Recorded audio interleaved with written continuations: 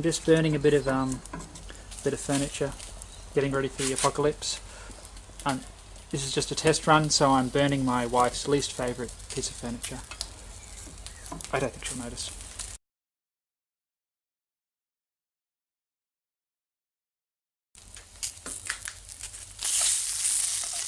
I'm just kidding. I've just come back from holiday, doing a bit of camping with friends, and it was great. I got to try out my new style of rocket stove with its extendable legs, and show it to friends and family, and of course they're extremely biased and they all said they loved it. That's why you show it to family first, so you don't get all your hopes crushed. Anyway, we are so used to the convenience of gas and electricity, and at the end of the day, patience is a wonderful thing to have with a rocket stove, because if you're expecting your experience to be like the convenience of cooking with gas or electricity, where you turn a knob and hey presto, you've got heat in a matter of minutes, you're not going to have a good time. It's going to be like, oh come on, you just want it to get going. And it got me thinking about some comparisons, and I just want to share with you the rocket stove mindset.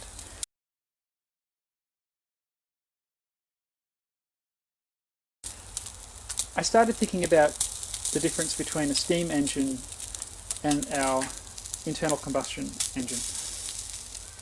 And the rocket stove is kind of like the steam engine. And we live in an internal combustion motor sort of a world. We're used to turnkey, instant heat, everything's hunky-dory. But 100 years ago, that sort of convenience was only just sort of coming about. If you needed to go somewhere, let's say the steam train had to go somewhere, it was a process to get it going. You had to light the fire, you had to fill it full of water, and it wasn't this turnkey and go sort of thing. I often think of the Stanley Steamer, which was the last steam-powered automobile that was ever produced.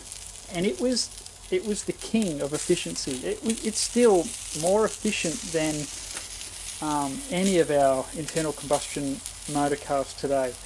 It was so efficient that if the humidity was right in the air, it wouldn't even use any water. It would reclaim it and put it back in the boiler. That's how good it was. And it could go as fast backwards as it could go forwards, because steam doesn't need gears. You can't stall steam, right? But you had to wait 15 minutes for the thing to heat up, or however long it takes. I actually don't know how long it took for the Stanley Steamer to get going. And that, in the end, was its downfall. It was just not as convenient. You only needed a small amount of oil. I believe it was an oil burner or maybe a kerosene burner, but it was really efficient, but it just wasn't convenient, not what people wanted. And the rocket stove is kind of like that.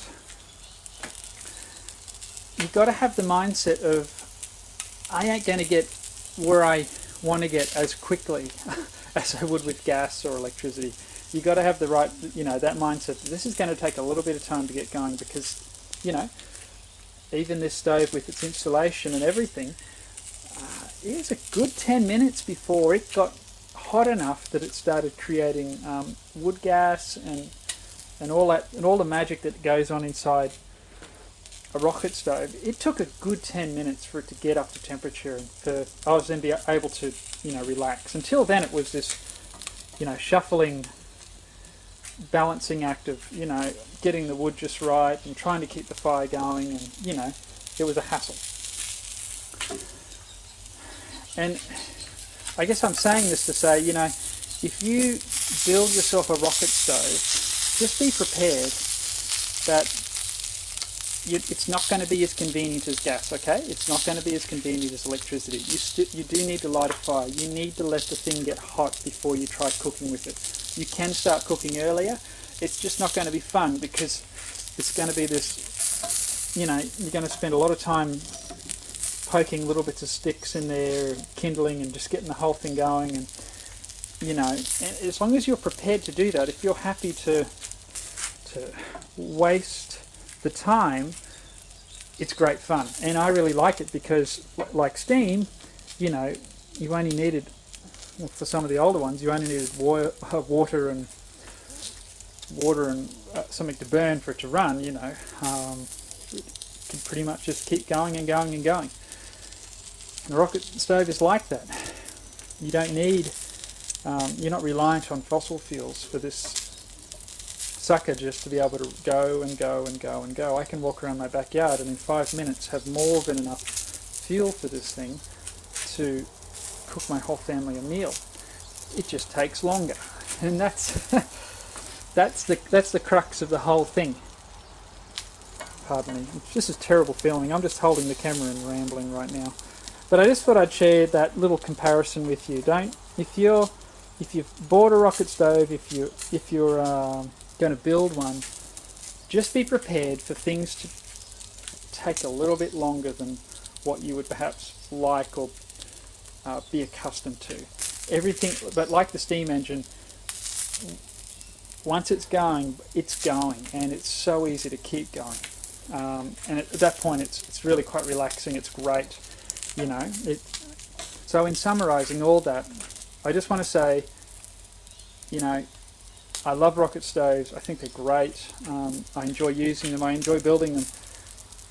But it just takes a little bit longer than what you're probably used to when it comes to startup time and all that jazz.